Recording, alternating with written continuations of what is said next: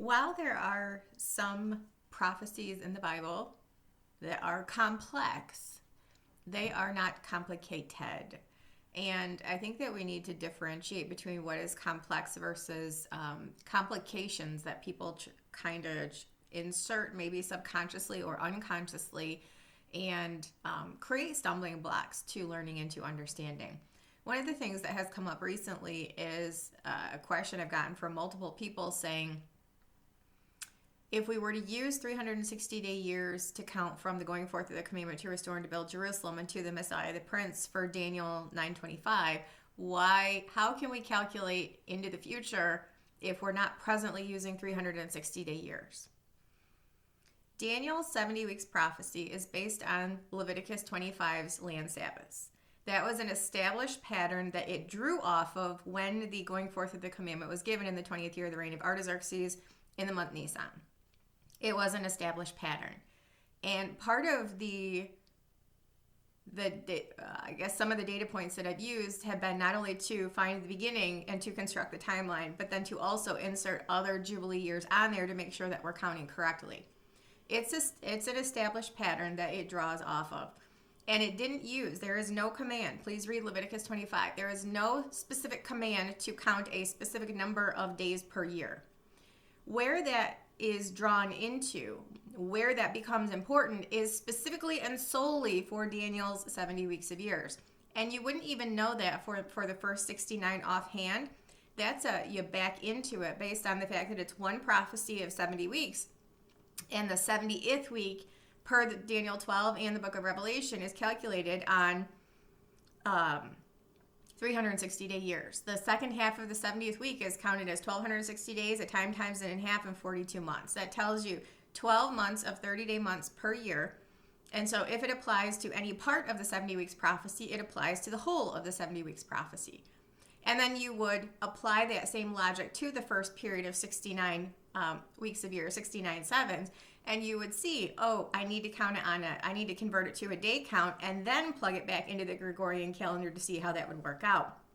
Because it's not 69 times 7, 483 years, it's 476.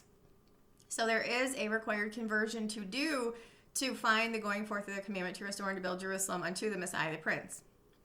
Really, it's just to find the unto the Messiah the Prince, because you then have to use that day count. So where people are getting completely and entirely off course is saying that all years must be counted in 360 days, and since it's not now, then we need to do some weird conversion.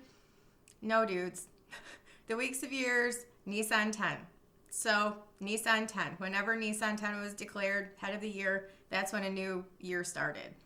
It doesn't matter how many days. The Jews don't use a 360-day calendar. We don't use a 360-day calendar, and yet there is a finite way of determining the head of the year, respective to the barley in the Old Testament, declaring the head of the year, and boom, 10 days later would be Nisan 10. People have gone way overboard complicating this. The only conversion that you are ever intended to do regarding weeks of years are specifically related to Daniel's 70 weeks prophecy. And that is a conversion that you would do to back into it, knowing that the 70th week uses those 360-day years, 2,520 days. So then you would use the same method of counting to arrive at the unto the Messiah the Prince from the going forth of the commandment to restore and to build Jerusalem. And again, when you do that day conversion, you realize that it's not the 483 years, it's 476. But you would be in error to try to apply that any other situation, because it doesn't matter. Unless you are specifically told to convert to days, don't convert to days.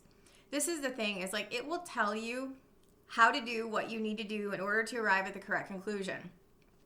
If there is no instruction to convert to days, which there is presently not, don't convert to days. All you're doing is looking at each head of the year. That's all you're doing. And there is a determined way of identifying that. So for the sake of your own sanity when you are trying to study this, do not do conversions that the Bible doesn't tell you don't need to do, because if you try, then you're going to confuse yourself and everyone else who you speak to about this. There is no requirement given in Leviticus 25 to count Sabbath cycles on 360-day years.